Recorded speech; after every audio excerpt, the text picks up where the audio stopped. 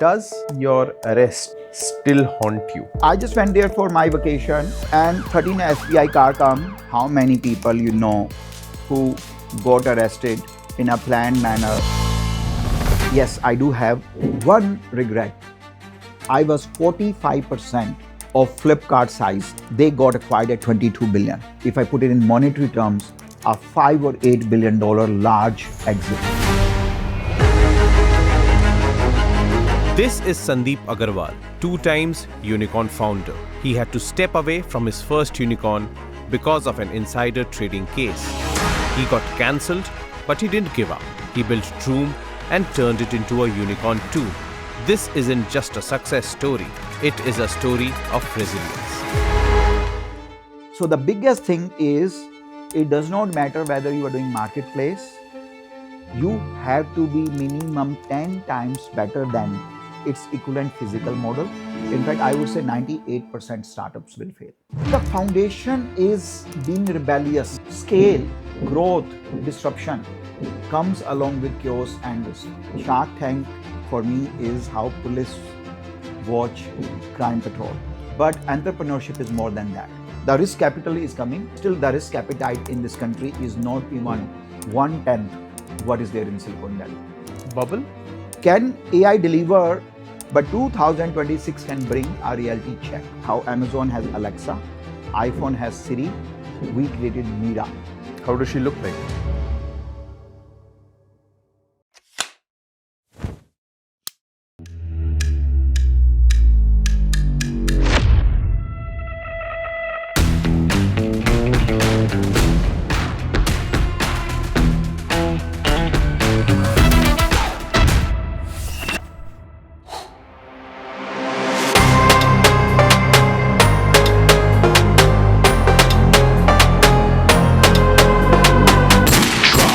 This is an episode with a very old friend. He is the founder of 2 unicorn companies.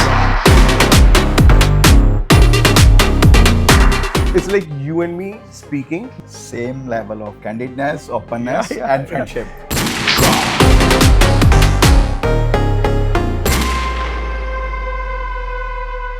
But at that time, why did you plead guilty? Sunny, the Indian legal system and US legal system works very differently. In US, the district attorney, public prosecutors can start a case. Secondly, they can actually use the legal system to get temporarily an arrest warrant or indictment against someone. It is very similar to FIR. It's not no proof of guilt. I met 11 law firms. Pragmatism says that this department is a terror on Wall Street. If you have $20 million and 3 years to fight against the system, which is US government, Department of Justice and SEC, you fight. If you win, you will earn your pride back. But if you lose, you will be mentally, emotionally, and monetarily bankrupt. And I did not have 20 million. I did not have ability to stay there for 3 years. Even if I had won it, I would have lost it somewhere else in a bigger way. So when I met all the law firms, I said, I don't know, I don't understand this. You guide me what to do. So the law firms said that you plead guilty because the winds is not in your favor.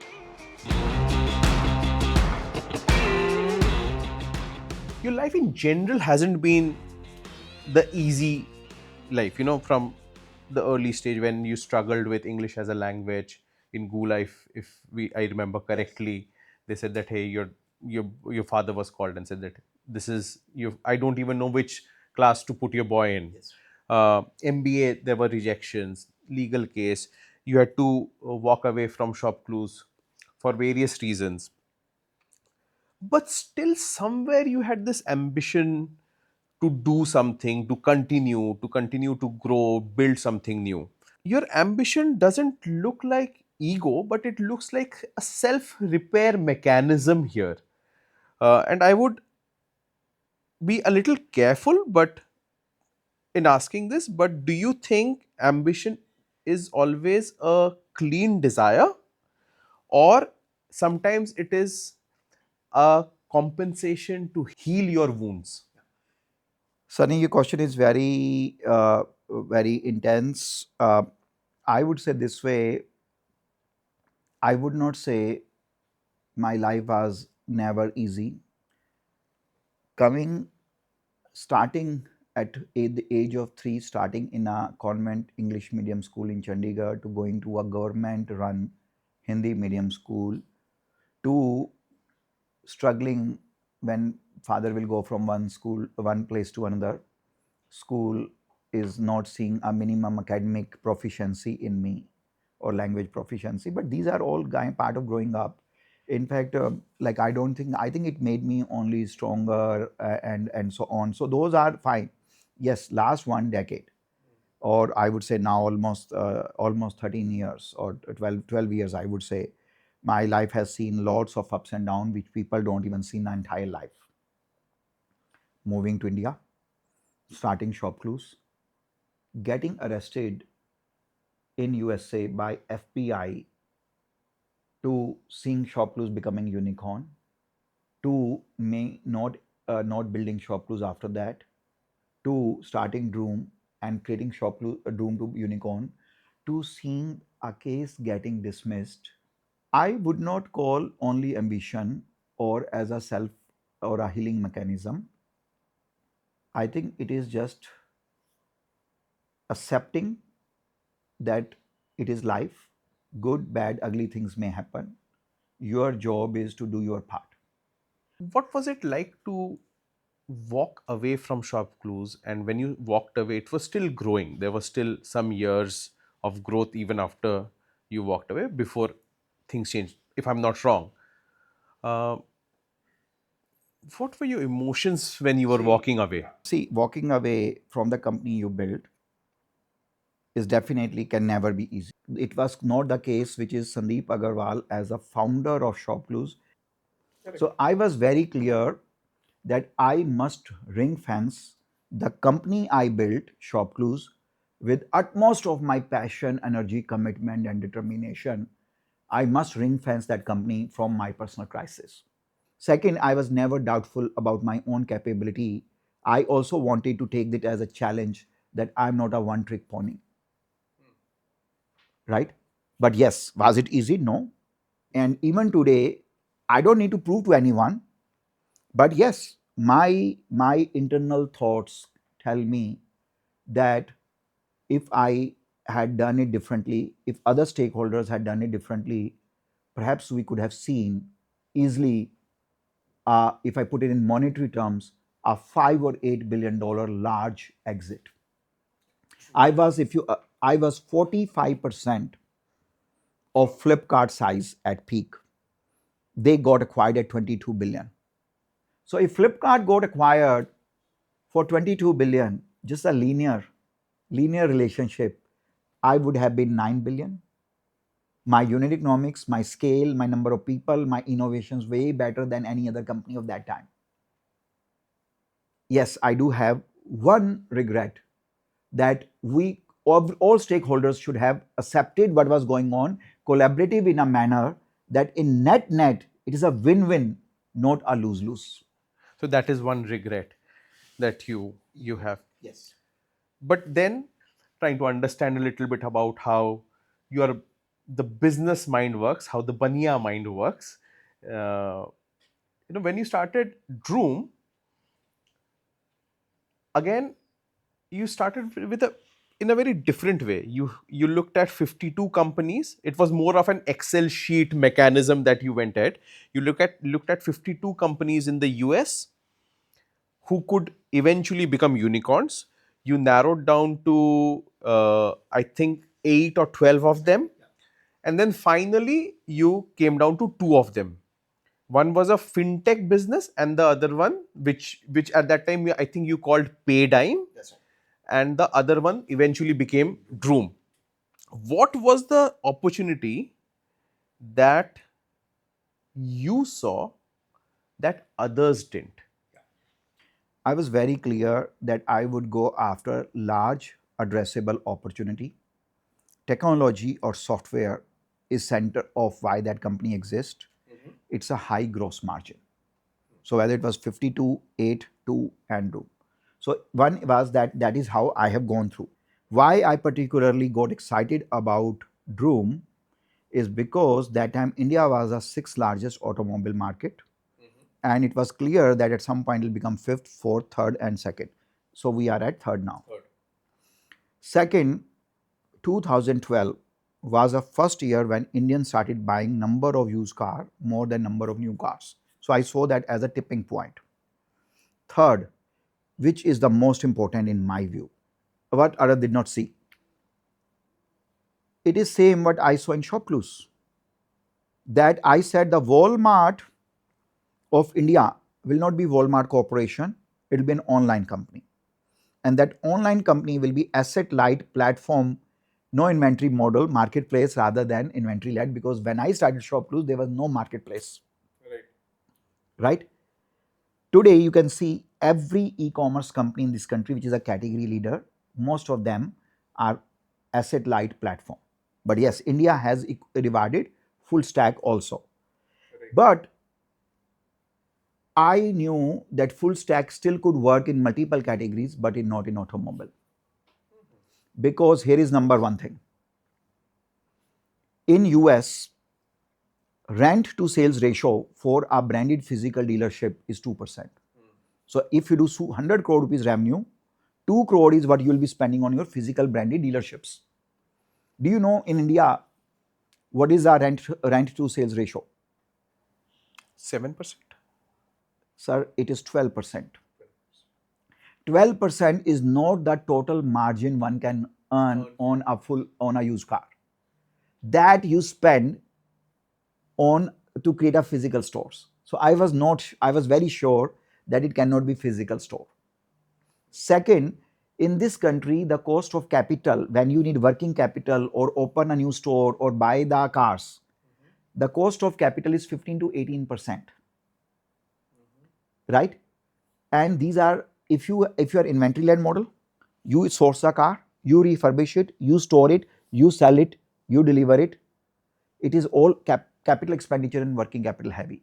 So if you spend 12% on rent, and then you are doing a capital expenditure and working capital heavy, and I saw multiple attempts on a branded physical dealership side happening in India since 2000, 2005. None of them could scale. Some of them are from the largest conglomerate of our country or the largest automobile vendors, OEMs. So I was very clear that the largest buying and selling platform for used car in India has to be an online company, and that company has to be asset light, right? And because if you so those were the insights which became foundation for why I ended up doing Droom. Right. It seems that you love marketplaces, right? You have done it twice in different eras, right?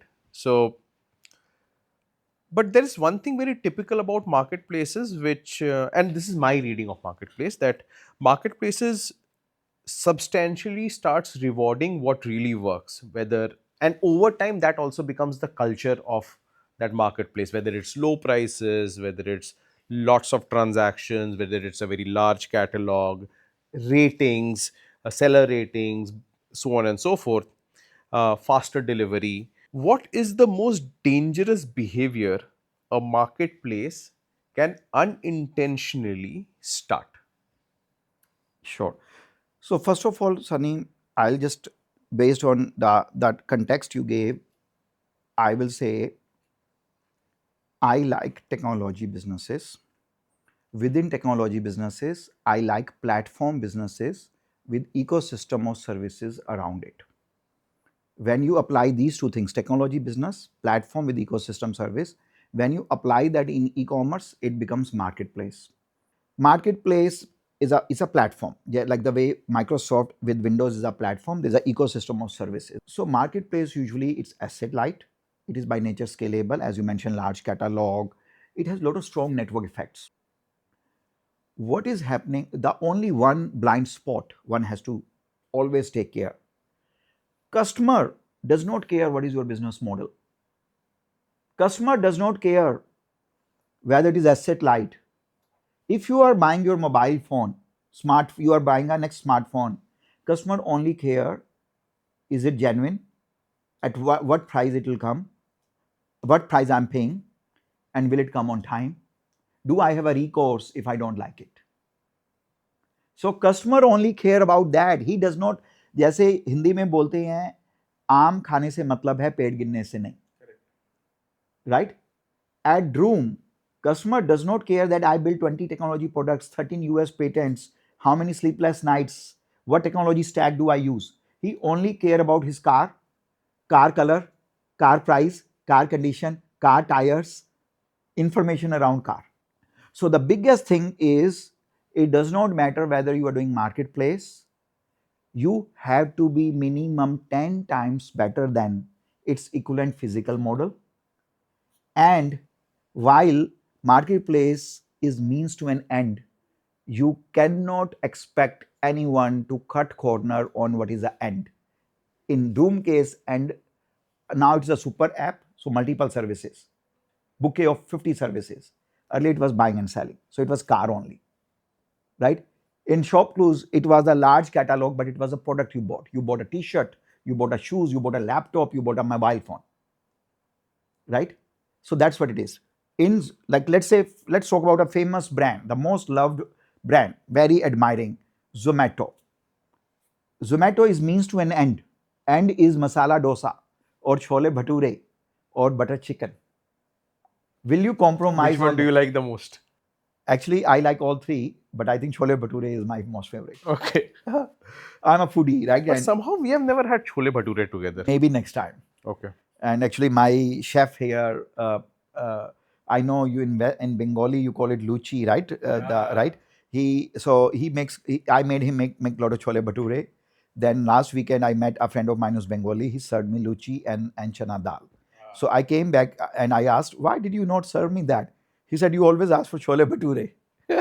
So day for yesterday, I had actually luchi first, like a Bengali style. So my point is, Zomato does not run the kitchen. They don't cook it. They don't have a Michelin star chef. Right.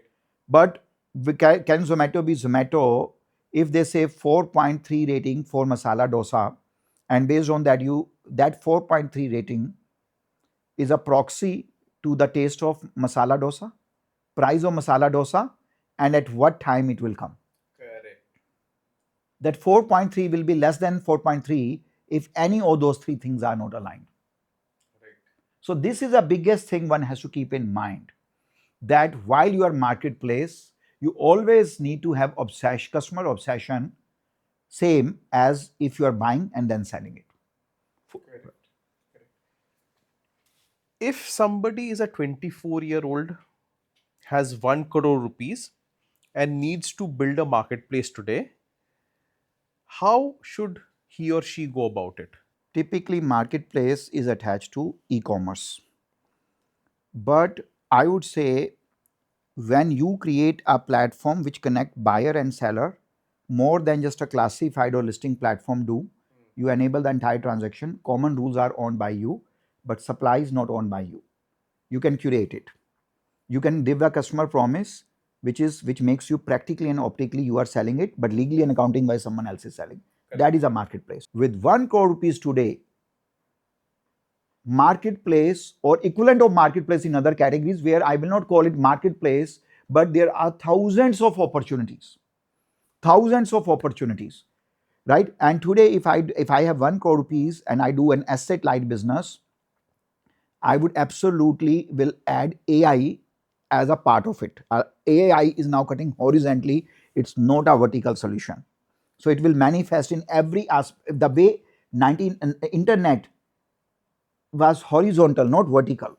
Internet was not only used for email or SMS or something. Internet is there everywhere. It is as pervasive as electricity, water, and other utilities. Same way AI is emerging.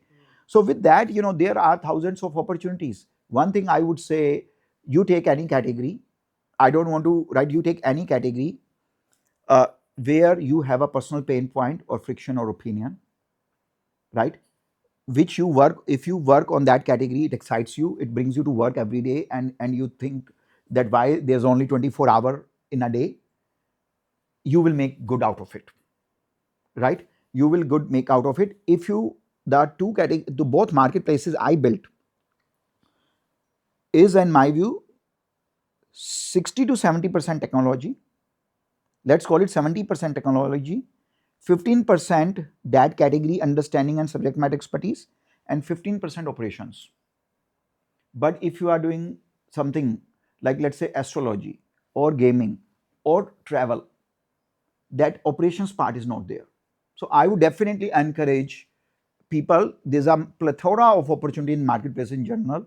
It can help someone to, with low cost and low capital, also create a large scalable business. But if you have choices, go for the non-operations marketplaces, where big input, processing, output is all online. There's no need of physical interventions for the customer delivery of goods or services. Since we're talking about what a 24-year-old with 1 crore rupee can do, I also wanted to bring this aspect that, you know, a lot of people are entering into the startup ecosystem because of the valuations. They think that it's an easy way to make money. uh, is the ecosystem addicted to momentum? Someone jumping the bandwagon without knowing what they are getting into. They are doing it because it is sexy. They are doing it because it's cool. They are doing it because others are doing it. That is a very misleading thing. Do you I think that am, is very common because you are also an angel investor? I am not only angel investor. Our family office has supported 85. We don't publicize as much. 85 or 88? 85 total. 85. 85 total right now. So we have been investing since 2014, and we have 85 investments. My previous company was one of them. Yes, and I did, I think, three times or two Yes. times. Every time you raise money, I wanted to invest. That's what we do. Right. And that's what entrepreneur turn investor do, but rather than financial investor. Anyhow, so my point is, yes, that is happening for sure, Sunny. I don't think it happened until 2018, 19, but nowadays I think a lot of people get into it because it's cool, it is sexy. Earlier, I remember when I started ShopClues, the first product manager, he was graduating from a top business school with his MBA. He was dating someone.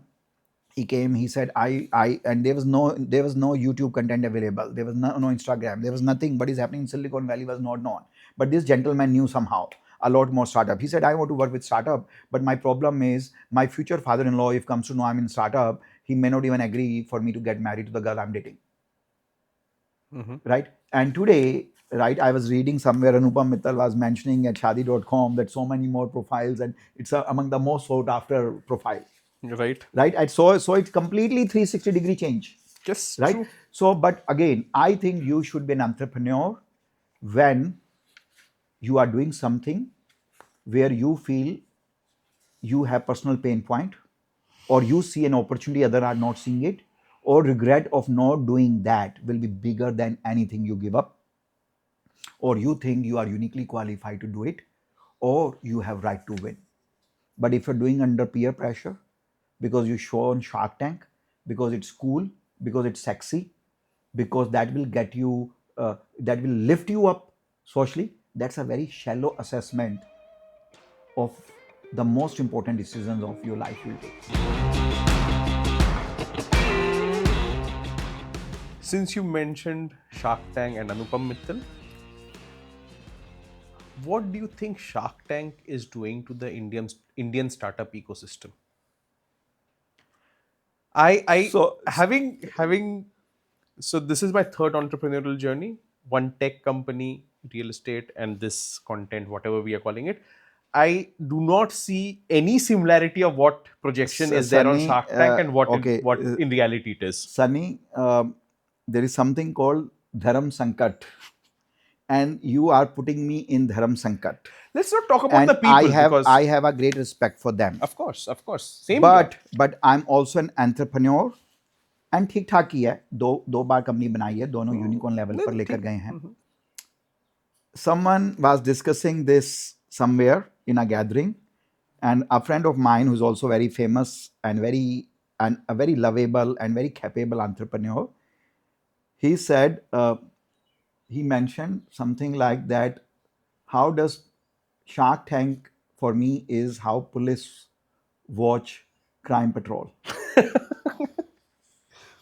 Correct. So Shark Tank has both. It's good for the country, but Yeah. also misleading. Awareness काफी फैलाती है startup के around. They have done a great job of awareness, Of course. but I would urge entrepreneurs that their dream should not be only limited to coming to Shark Tank and seeing a 1 month spike in their business. But entrepreneurship is more than that.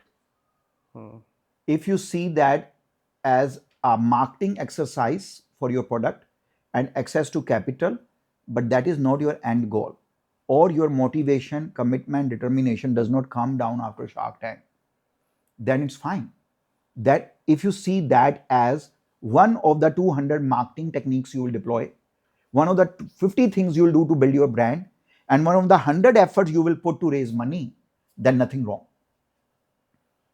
But if that is the most exciting part, why you want to be entrepreneur and create a D2C brand and be on Shark Tank, I have a problem. That is not good for India. Then we are living in a soap opera and seeing that as a reality.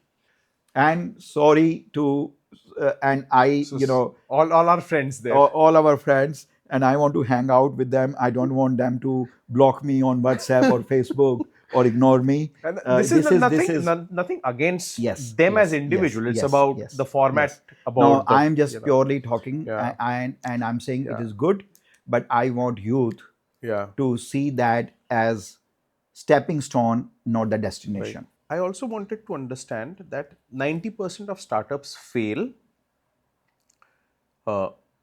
but why is the failure rate so high? Is it because they run out of capital, or do you think founders run out of patience? Yeah. First of all, I wanted to mention that the startup failure rate has nothing to do with our geography. Startup failure rates are it is not proven that more startup fail in India or China or USA or Israel or somewhere else. Startup, by its nature of the beast, they fail everywhere. How we create companies in a modern style, why we call them startup versus business, right? There's a lot of debate around it. I think the modern way of creating startup companies is well documented, at least around the time when HP was coming in 50s in Silicon Valley, and Kleiner Perkins, Tom Perkins was funding that. From that time onwards, venture capital startup did exist before that also, the way we call them startup and venture capital now, but this is well documented. Right. There are multiple reasons. There are multiple reasons. Running out of money is absolutely probably the number one. Founder running out of patience definitely fall maybe into the top 5, right? Not achieving product market fit. uh, team team issues, co-founder issues, Ask me about it. co-founder issue, regulatory issues, right? Like real money gaming. Overnight, some of the largest companies were asked to shut down. Startup company, actually, if you look at the foundation, is built on rebelliousness. You are saying someone has not done it, but I will prove it is possible. Or you'll say someone is doing this way, which is wrong. This is a right way of doing it. I'll change it. I'll change it. Or why the hell someone is not seeing this big opportunity, right? So if you look at the foundation is being rebellious, Disruptive in nature. disruptive in nature. Right.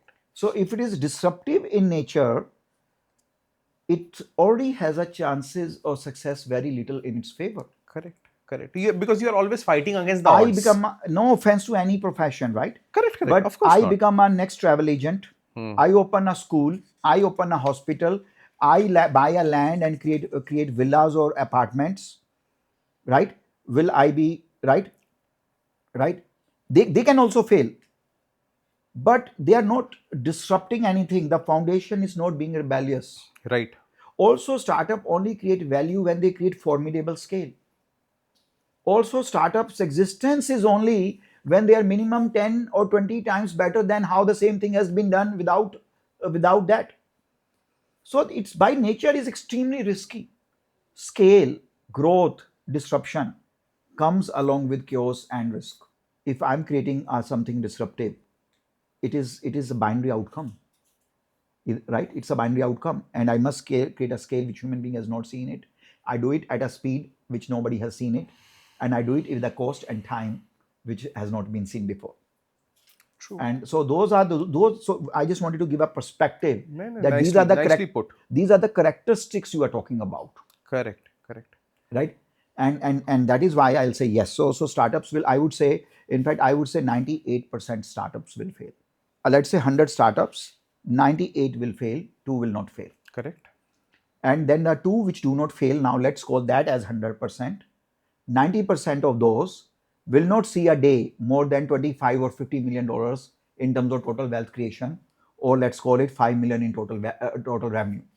Hmm. Right? So we are absolutely, one should think about startup, multiple round of funding, unicorn, going IPO, right? But keep in mind that unicorn to IPO would be 10% of the 2% who did not fail to begin with. Do you think investors are looking at building enduring companies, or are they structurally rewarding speed over depth? Uh, See, there are all type of investors. There will be investor who will invest when you are going IPO 3 months from now. Mm-hmm. There will be investor who will give you money when you don't have next month bill to pay. There will be an investor who will say, I'll write the first check. There will be investor who will say, I will only invest in an enduring company. I'll invest on depth. So there are all type of startups, all type of entrepreneur. They are all type of investors, right? Yes, but investors are incentivized certain way. They are trained certain way, right? They have certain reference point. In each industry, there's a way what is considered to be success and not success. Correct. So if I'm an investor, I will behave that way only, which is part of my industry. Investors are also not self-funded. They are not using their Own wealth, capital. their own capital, or their father's saving, or their saving. Yes, that can be part of their fund, Of course. but they are GPs who use limited partners money. People who give money are LP. People who decide where to invest are GPs, right? And we are talking about here GPs because LP don't analyze company. They just give money so that their money can grow. So the India I came as to start my entrepreneurial journey, there were no risk takers. They were, I would call them as but they were a few, but most of them were money lenders in disguise of venture capitalist. That has changed now. The risk capital is coming, but yes, still the risk appetite in this country is not even 1/10 what is there in Silicon Valley. Yeah. So also we do not see a Andreessen Horowitz. We do not see a Y Combinator. We have not Yes. seen a Sequoia equivalent or a Tiger Global equivalent or any of these like companies who are ready to take that punt, take the big bet, back Yeah. those founders. Imagine imagine a Facebook coming out of India. It would have never happened Yeah. if we would have left it to See Indian. the government also, and we discussed this. Why India is not producing Facebook? Why Google did not come from India? Why Uber Correct. did not come from India? Why India is not producing deep tech companies? Why SpaceX is not coming from India? But do we have a mindset? Do we have a risk appetite?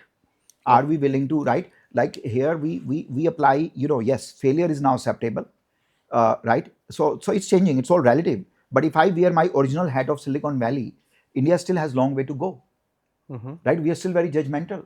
If US had not given free hand to the technology companies, today US would not have created, look at, I'll just name Apple, Microsoft, Google, Facebook, uh, uh, Netflix, Amazon, OpenAI, Anthropic, and Nvidia, TSMC, Oracle, Broadcom.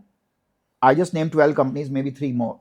These companies together have created around 25 to 30 trillion dollar in wealth. And all these companies I named, except one or two, they did not exist before 1974. And US today account for 31% of global GDP, right? It has still not saturated because every decade they will harness a new set of innovation in a very entrepreneurial style. Semiconductor sometime, hardware, software, internet, solar, EV, AI, crypto, right? But that is not the case in this country, right? So it is changing. The whatever I see, I did not think it will happen in India. So it is changing, but it is still not the risk appetite. The mindset is still of a very third world country. What do you think is going to happen in AI in 2026? See, And we were having this yes, conversation yes, earlier yeah. in the See, day. thing is, look, just for context, AI was first named AI or discussed in 1942, right? Since then, multiple approaches, multiple systems have come how to reach to how to master in AI. Very similar to how US sent spaceship on moon in 1964 with Neil Armstrong, and India sent Chandrayaan 3, but very different technology, Correct. right? So AI from 1940s until now has seen various approaches.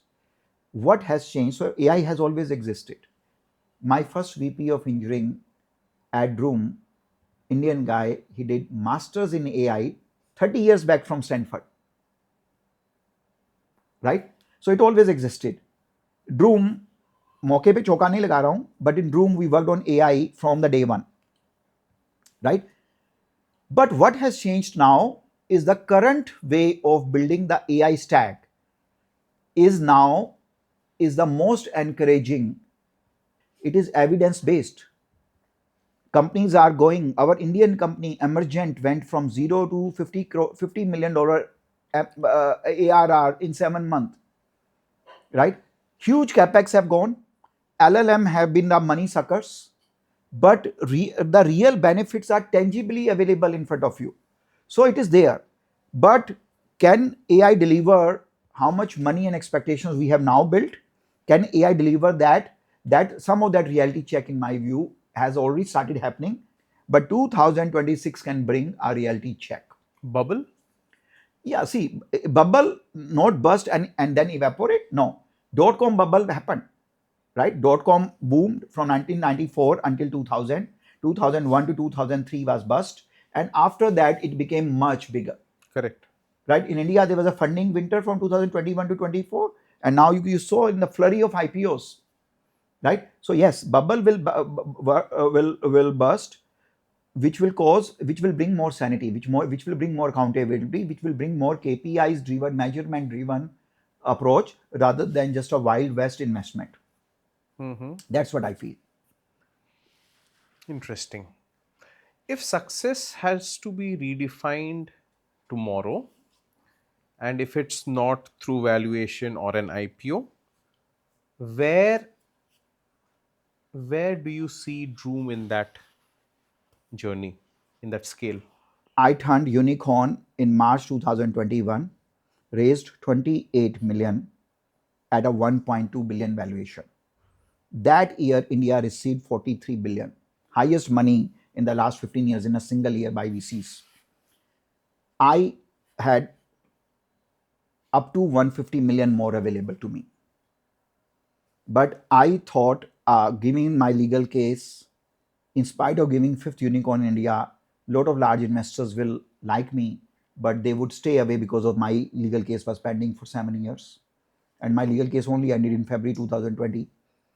By then, the large investors had already taken bet in the peer group, etc. When I turned unicorn, I thought 28 million was good money for me.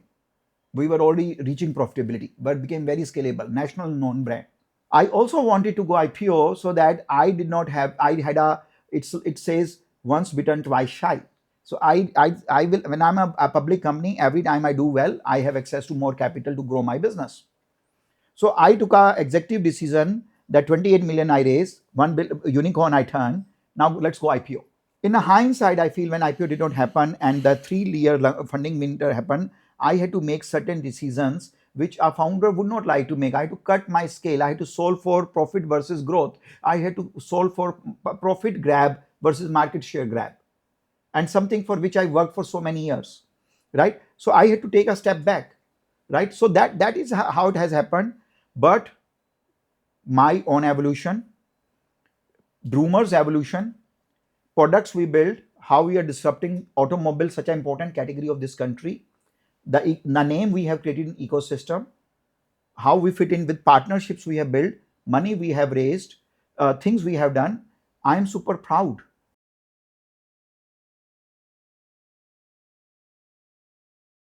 You're also a father. You have 3 kids. How do you think your relationship with your kids have evolved? Do you get that enough mental space to spend time with your kids? But behave like 15-year-old, right? Uh, I would say my first 2 kids were born when I was in USA.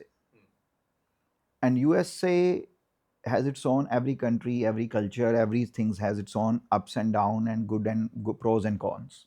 One thing I really like about US is that you are intimately involved, independent of gender, in kids raising, kids upbringing. So, uh, attending the Lamaze classes 3 months before the kid is born, to holding them and buckling them to a car seat, bringing them first time to home, to changing diaper, to making them a meal, dropping them to a daycare, etc. You're involved. So I was very, very busy. I used to be at work at 4:30 a.m. as a Wall Street analyst in San Francisco.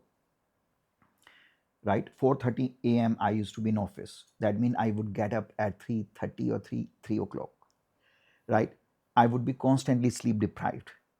Yet I did my fatherly things with a lot of pride and a lot of involvement. I've watched when my elder son, when he was 2 year old, Pixar came with a movie called uh, Toy Story. Cars, Cars. right? With that Lightning McQueen, that right, Pixar, the iconic movies. My 2 year old son has watched that movie 50 times. And I sat down all 50 times with him. And I had to pretend and behave as if we are watching it first time. I became first time father when I joined Microsoft. So Microsoft and all Wall Street career. And when I was into my Wall Street career, my second son was born. I was fully involved. Like, I'm very proud of that. But when I started ShopClues and I came to India, it was two extreme sudden changes and very big changes. So first 3 years of ShopClues, I would still be loving, caring parent, but I was very less involved. I was no, in fact, my physical health and mental health all went for toss until I reached a certain milestone. Until then, I operated like a with paranoia. Then certain things happen in my life, right? All the life-changing events, right? Uh, and since then, permanently, I have learned one thing with experience over time: rain or shine, these things don't wait. Correct. So then I read this book, I think Jim Lohorer's book called Perfect Engagement. So even if I'm with 5 minutes with a kid, typically then I will be fully involved. I remember my kids first 3 years of shop clues, will their imagination of dad would be dad either he's in office or he's home with holding his laptop, And what right? is Now Arya? also sometimes they see me holding laptop, but if I'm talking to them, then I'm talking, then if I'm engaged with them, I'm interacting with them, I'm playing a game with them, I like to believe in a perfect engagement. So time may be less, but quality will be high. I think Yuvan, my younger son, and Arya's age is almost the same. Yuvan is going to be 3 at on 8th of So May. Arya is 3 year and 2 months now. 3 years, Yeah, so 5 6 almost months. same age, Right. similar. His favorite game is to climb on my back. Does Arya do the same? So here is something, by the way. So I have two boys. When they were around 6 months old, A responsible, not reckless, responsible father. I will hold my son, lift him little bit, and he'll laugh and he'll say, "Dad, more, more, more." Right? Second son, I did same thing. They like these things, right? When Arya was 6 months old, I did that. She started She crying. started crying. She started crying, and that was right. So Arya and I have lot of dad and daughter things. Lot of time she'll take watercolor and will make a big mess. Will dip her finger in a water, take the color from her finger and draw something. That is something, and I'm little bit, I like organize, clean things, but I let her do. Second thing is I noticed I had these small miniature things. Some of them were spillover from fish tank, small toys, etc. I noticed she was very fascinated. So now we have created a whole jungle theme where we have small miniature mushroom and plant and some animal, etc. And one of our favorite thing is we lay down a mat and create a whole jungle. Since we are talking about your childhood, I also wanted to bring your father into this conversation. Your father never tried to win the world, right? But he quietly just kept moving from one town to the other town, quietly, ethically building. You know, when everything collapsed in your life, which has happened a couple of times at least, especially during the insider trading case, and later on when you had to walk away from shop clues, did you become more like your father, and did that ambitious version of yourself dial down a bit?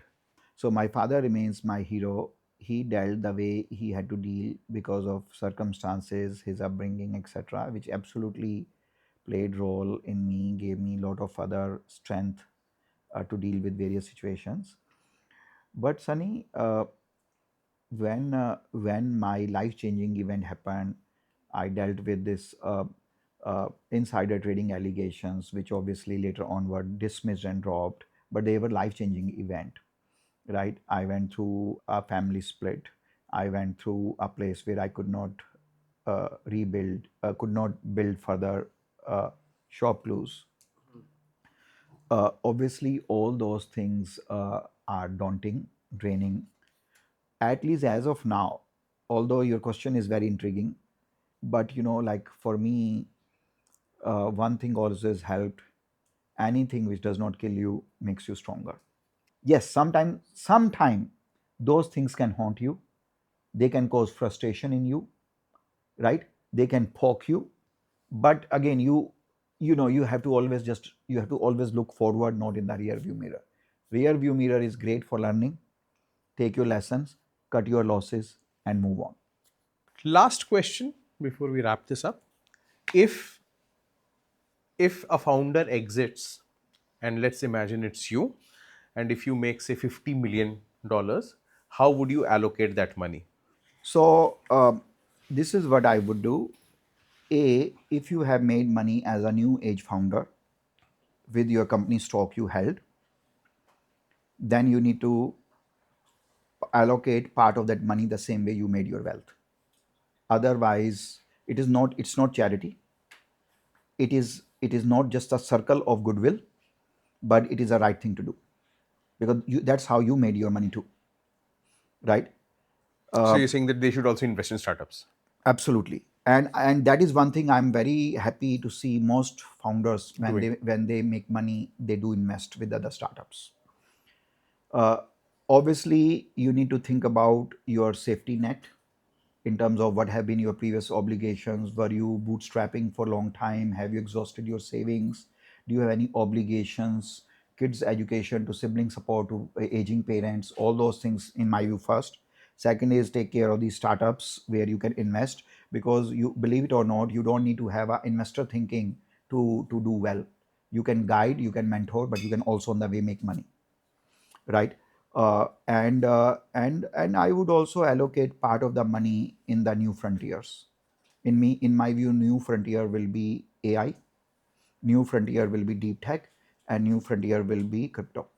Not real estate, gold. That people do anyway. I mean, they don't need to hear from me. There are 100 other people will tell them about that. I would say at least 25% of your wealth should be either in a startup ecosystem or in the new frontiers. If I further divide that, I would say 20% in startup ecosystem and 5% in new frontiers. Got it. I think that was great. Thank you for making this happen at such a short notice. It is No, no, always absolutely. lovely chatting with you. And let's hope to do more of this. No, Sunny, thank you. Well, earlier I was thinking that I have done a lot of podcasts, I've done a lot of interviews, but I'm doing this with someone who actually knows my life intimately well. So I was thinking, will we be just rehashing what we already know? Uh, but I must say it was something I really enjoyed. Right. Some of the things we revisited, but a lot of new things came, and obviously each time right. So, and you have this lovely setup, and Thank you. thank you so much. Thank you. But I also have something. This is from another dear friend, a fellow entrepreneur. You Okay. also know her. Okay. Ghazal Kalra. Okay. She gives her regards to you, and here is a small Oh, very gift nice. Thank you. from Thank you. Nook. So, well, thank you to you and thank you to Ghazal. Can I just take 10 seconds to tell you a story? Yeah, sure. I am a big fan of Nook. Okay. This is my third product, and every time I either receive it like this or I buy it or I see her beautiful marketing campaigns or product videos online, I sometimes ping her, and I'm so happy that in India the homegrown brands have gone beyond fashion and beauty and personal care, Right. right? And this is one such brand, completely awesome. Right. And thank you for this. Thank you. Thank you.